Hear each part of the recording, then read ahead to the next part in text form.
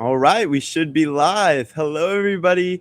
Today we have Mayaal Ahmed, right? Am I pronouncing that correct? Yeah, Um, it's Mayaal Ahmed. Yeah. yes, yes. And she is one of our locked in members. She's really big on LinkedIn and she's grown her professional background in almost like the job area. So she is the founder of Era Assistance, which is now that's now closed, correct? And now she is the job board admin at Remote Taskers. And what she basically does is she helps people get jobs, she helps people find jobs, and she helps organize that process. She's also a ghostwriter for LinkedIn posts, and she has over 2 years or almost 2 years of experience in the field of getting a job. Do you have anything to add to that, Maya? Yeah, sure. So about our assistance, it's actually a reverse recruitment agency. So we help you land jobs. And it was rebranded into something called InternCur, which is now a B2B company. So I would say it's closed, but it is definitely rebranded and we're here with a stronger mission. And as far as the work experience is concerned, so I mean, I started working at 15. It was a full-time on-site job, remote, started some remote ones, some on-site, global international exposure, overall all of that experience that then translated to finding multiple startups. And yeah, that's a little bit about the introduction. But thank you so much for inviting me, Benjamin, and looking forward to having a very fruitful and valuable session today. Yeah, I can't wait. This is going to be awesome. All right. So I'm just going to let you go ahead and take it away with your presentation. Sounds great. So, today we're going to be talking about how do you land your first paid job. And the reason I would want to have a little bit of emphasis on the word paid is because essentially there's a lot of culture these days that we have all these internships going around, these growth roles, et cetera, where you're not really actually making money, but they pay you in exposure. But I know that could be frustrating, especially for high schoolers and beyond, because we want to be able to make our own money, and so this guide is hopefully going to help you do just that. So actually landing roles where they pay you monetary terms, and it's going to be like a very simplified guide. So some of this information you might know already, but it's going to take you from the very basics to the upper level. So with that being said, I would like to go into the very first slide, please. All right, so we're here at step one, which is picking one role, because I know we have so many talented people here. We're jack of all trades, where we could also be a social media manager in sales. We could also like talk well, so we could also be in HRM or marketing. So there's this you could say desire to do a lot of things at once, which could be troublesome when you're wanting to land your first paid job. So, because of that, I found it helpful to pick one role, something that you're good at, something that you can look at yourself doing for the next 2, 3 years, something that actually has value, which you can simply go to whatever job board you have, like LinkedIn, ZipRecruiter, Indeed, just search it up, see if that there are enough jobs and if that they're paying well enough, and just sort of go over this like brief criteria to pick one role. And of course, it's not something that you need to do for the rest of your life. It's just something that you need to sort of develop your portfolio, your skills in, so that you can actually go onto the path of making your first 100 buck or your first 500 bucks, and then we go on from there. But just something to break the ice, right? So now the criteria that I'll outlined. So the first thing is something that you're passionate about. So it could be something that you can do media related to. It could be something that you generally already have a portfolio in, something like let's say you're a video editor previously and you've been just doing it for fun. But anything that you could have some data on, any screenshot, something that can tell that you know how to do this particular thing, that could be a good start. So for me, it used to be speaking. So I love to yap. And basically, we used to have these sales jobs where there was like a lead generation role where you're going to be qualifying certain prospects and you're going to be handling objections. So for someone like me at the time, I didn't really know how to do anything else. So that is what I picked initially, and then we transitioned to project management and then marketing and then HRM. But that first one role is very important, so you know where you need to focus and how you need to focus, and not just be very scrambled about your approach. So let's go into the next step, please. Can we scroll down? Yes. So we're at studying real job descriptions. So the way this works is, now that you have a role in mind, which is again tentative, you can always change. There's nothing that's going to hold you by the throat that, okay, this is it, you can't change it. Yes, you can. But what I want you to do next is, once you think you know what you're going to do, I want you to go to LinkedIn. I want you to go to Indeed or ZipRecruiter. If you're in the UK, maybe Monster, and essentially whatever job board is common, or you could say most looked upon in your country. Go onto that job board and search up certain keywords, and you don't have to be very specific about one particular like keyword. Like if it's social media, then you don't just have to write social media, right? Add derivatives, add about SEO, add keywords related to other, you could say, a range of titles and keywords within that role, and look at the spectrum. What do you see in these job descriptions? What is it that these companies demand? What are the tools? What are the softwares? And just make a list of it. Or if you want to just make it easier, just copy paste every single job description into AI. Ask it to find the commonalities, where which software, which soft skill, which hard skill is common in every single job within the stream, and just put it together into a really nice Google Doc. Go over that, highlight everything that you don't know. There's a good chance that you already know a lot, because Gen Z, we're very adept at a lot of tools, softwares. We know how to learn things quickly. So essentially, just make that list and highlight anything that you don't know. But for now, we are going to be like, essentially, it's your first step, right? So what I would want to like what would want you to do is simply just go to YouTube, a 10-minute tutorial, and voila, software. Because these tools are designed in such a user-friendly manner that it's very simple to understand the interface in like just a few minutes. So the point is that you don't have to be scared about all these jargon terms until and unless you just go to YouTube or whatever, you could say, social media you like, and just search it up and learn what this is all about. And this was me when it came to CRM software. So when I actually was looking up these job descriptions back in maybe like 2022 December. So I was like very like scared. Like, I was, what the hell is CRMs? But then I slowly started watching these YouTube videos, and like in minutes I knew what HubSpot does. I knew what Close does. I knew what Salesforce does, and I could put that in my resume that I know how these things work. And of course, you don't have to be like a master for an entry level role, but like just studying these job descriptions, knowing what you know, and is going to give you that early confidence. So I think we could go into the next step now.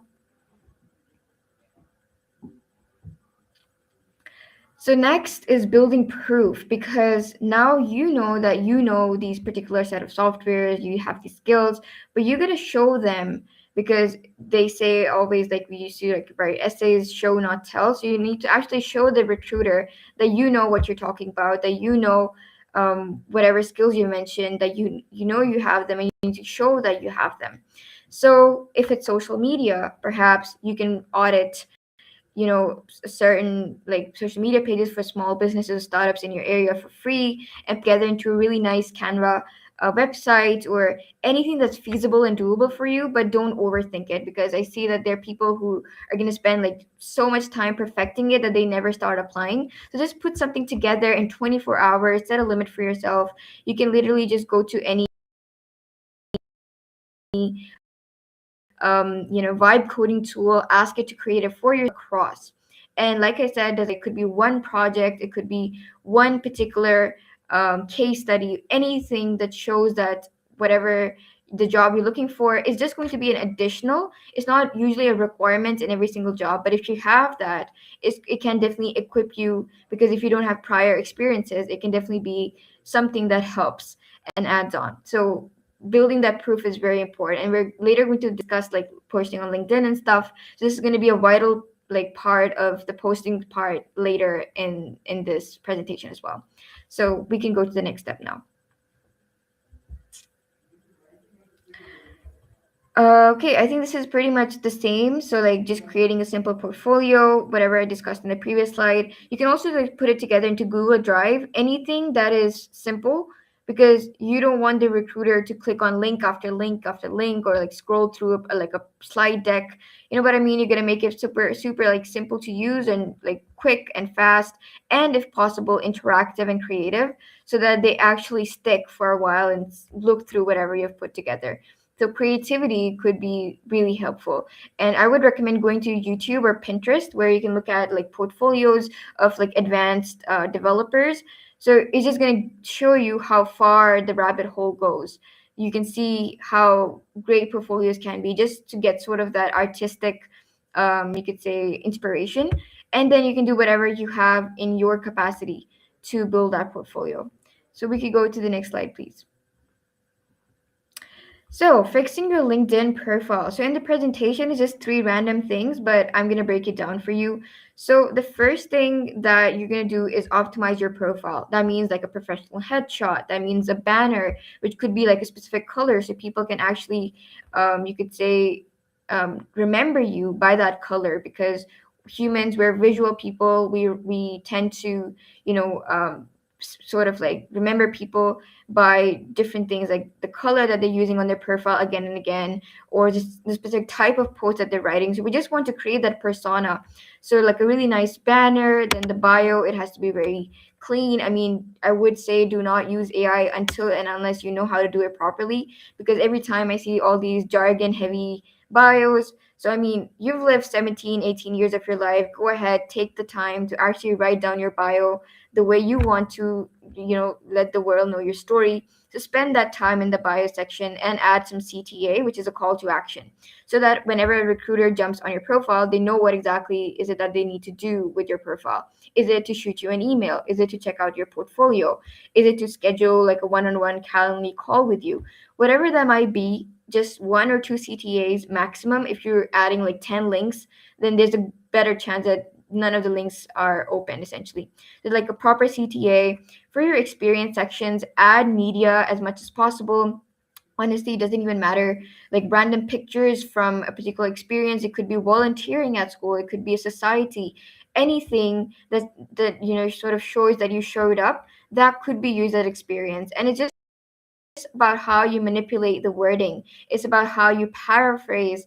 So essentially, if you were like assistant at an MUN, then you don't have to just write it as like a volunteer marketing role. You can just sort of define it as a proper social media marketer for an event with 1,000 plus attendees. So sort of add that maturity to your previously volunteer experiences so that it can be developed into a recruiter knowing that, okay, we can also pay the person to do the same stuff if not better.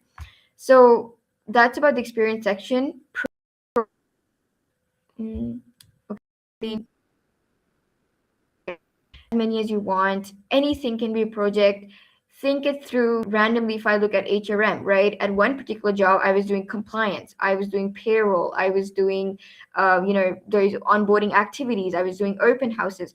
Every single one of these components can be turned into a project of its own. So it's all about filling up your profile. It's all about adding that SEO friendly look to it. So whenever a recruiter searches those keywords, your profile is going to rank on top, just like a website does. So adding that keyword, all those keywords, adding those essentially the skills, that is very important in order for you to sort of be able to rank above others in your niche. And once you have an optimized profile, the next step is essentially going to be making sure that you're writing the content because you can't just wait there like in a black hole and be waiting to like be spotted by someone, right? So you're going to get yourself out there, and now you can talk about content in your niche that shows that you're a professional. You can talk about giveaways where you could give away free advice. Sometimes I give away free resume reviews. Sometimes if it's a graphic designer, you could give a free logo redesign to any business owners. Anything that gets that engagement early on. Then you can also make case study testimonial proof that's going to show that you are showing up every day and that you have a clientele.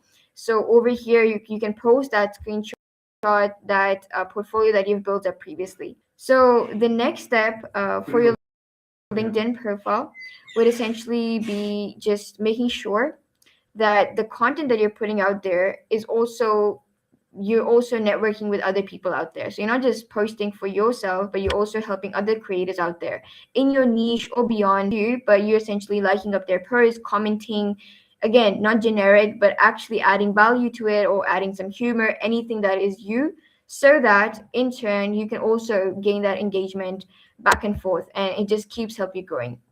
So that's a little bit about LinkedIn. We can go to the next slide, please. Okay, I'm just gonna just give you 1 minute. If it's possible, if you could pause this for a minute, please let me know. I'll be right back.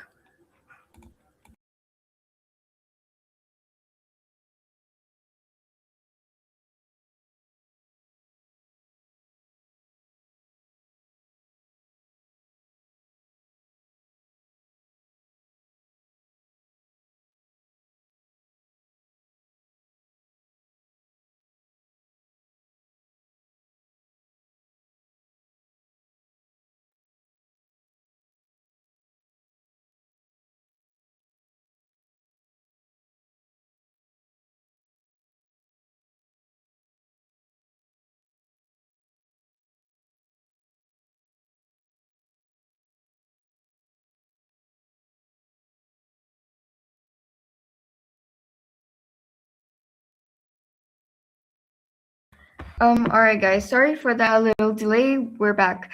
So the next thing we're discussing is the resume. So this is going to be the most important by far, because this is actually what is going to be used on a larger scale when you're mass applying, because each resume is going to be personalized in accordance with the job description that you're. So what is an ATS? An ATS is an application tracking system.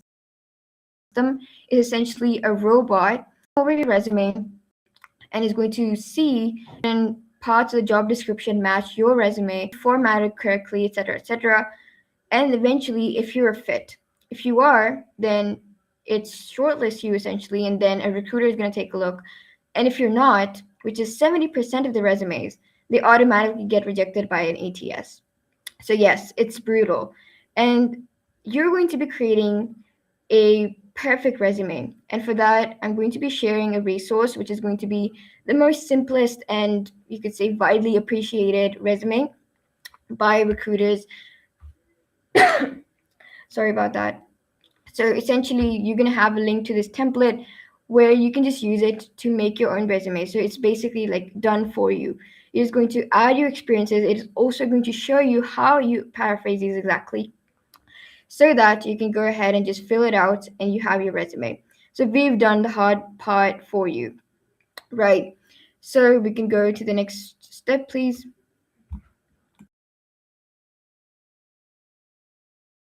Now, this part is where you can get creative. Usually, cover letters, they're just like a text document. If that's what you want to do, then that's completely fine. But something that's worked for like me really well are video cover letters. So what I would do is just get on Canva and I would just turn on the video, no script, and I just start, hey guys, my name is Mayaal, and just introducing myself for like a minute, and then sharing why I might be a good fit for the role and mentioning the company's name. So now the recruiter knows that you took your 2 minutes out and actually cared about the job enough to like sort of get on video and make a whole recording for them. Right. So that's another way of cover letter that you can use to sort of stand out. And the highest paying off, they all had this thing in common that I did use a video cover letter here. And what's the worst that's going to happen? You waste 2 minutes, but you learn how to speak better. You sort of keep looking back at your videos and you keep getting better as a public speaker overall. And the best case scenario is that they actually open the video, you stand out from your competition, and again, it just only improves your chances. It shows that you took the extra step. So if you can, then a cover letter, which is a video one. And if you want to, you can also be like a little bit more like spicy with it, like add an intro or like an outro with your contact information. Again, the sky's the limit. So go for whatever works for you. But video like cover letters, I think they do great these days. But again, it sort of varies depending on the type of job that you're looking for. So we can go to the next step, please.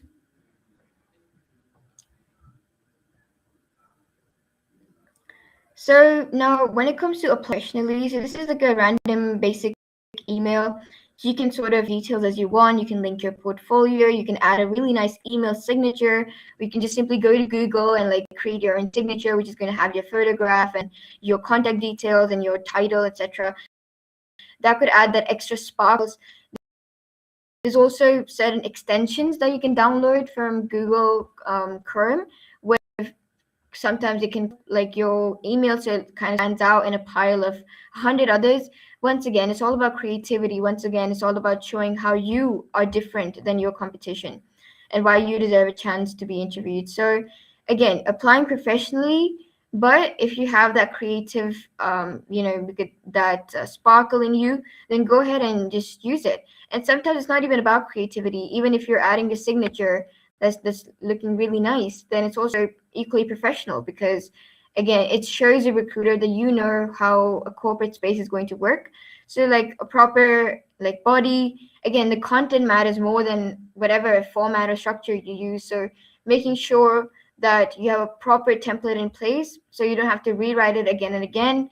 But even if you're using AI, then personalization is key, because if you're not adding the recruiter's name, one of the common mistakes I see is people just scraping hiring manager emails and just adding it to BCC and just mass sending it.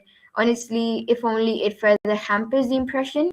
So I would just say take the time out, or perhaps you can also look into like MailChimp or anything if you want to go the extra mile to sort of run that campaign if you're applying to way too many jobs. But if not, then if you're working on quality, then each application tailored is going to play a great role.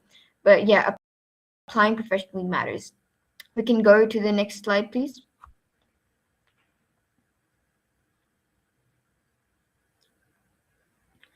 And then it's applying consistently. So what you can do is you can create a search tracker. Once again, I already have a link and I can share so that they can add it to their YouTube video's description. But essentially keeping track of every job that you apply to and applying consistently. You don't want to just just shoot 5 applications and then care about it a different week. If you want to actually land a job, a serious one, then applying consistently matters, because again, the competition is through the roof. There's so many people out there that are unemployed at the moment, and because of that, sometimes you have to take it the extra time to just keep applying until you get it. So making sure you're consistent, making sure you're not falling behind, making sure you're showing up every day, or you're doing it in blocks, but the blocks are done in like a certain manner where you're doing the work for 4 days together. So essentially the point is that you just keep showing up, you keep applying so that you get your shot. Because I see people who have perfect resumes, but again, something's missing, and because of that, they have to, do at least like 150 to 200 jobs applications until that they can get like 5 or 6 interviews where they crack 3, and one of them is what they truly desire to get. So just, applying to as many as you can while you keep that personalization quality. That is what you're going to focus on. So again, it depends on your capacity particularly. And in this entire span, another thing that I would want to say is that it is easy to lose motivation. It is easy to just spiral up in that, you could say, disharmony, that you just keep getting those unfortunate emails. So just trust me, it's going to be all right. Just a few words in the end that, there's always going to be something out there for you. It might not be a job, it might be a startup, it might be anything, to be honest. But whatever it is going to come to you. So just don't be demotivated. You're gonna keep going, and yeah, share your journey with us. Now, this was, you could say, like a brief overview. So essentially covers everything from the basics. But I hope to do another session sometime soon where we can go into perhaps a lot more specialized training on what exactly you can do in a very like minute manner to sort of make it to the top. But overall, this could be a good beginner friendly guide, and I really hope that it did help anyone if out there. So I think that's going to be it for today. And yeah, I think that's it. Thank you guys for your attention. All right. Thank you, Mayo. It was a really interesting presentation. I know if anybody watches back or gives them a look, they might learn a few things. And I really like the message you said about applying consistently and making sure that you're staying on top of it. Even if you're not getting an interview after your first 100, I mean, you can't just give up. So you got to keep applying, and eventually you'll get that interview, and eventually you'll get the position that you want. And things take time, right? And you could have the perfect dinner, like the perfect everything, and it still might not go your way. So just got to stay strong. But yeah, I really appreciate you taking out your time to do this today. And I hope you enjoy the rest of your night. Thank you, Ben. Take care. Goodbye. All right. Bye.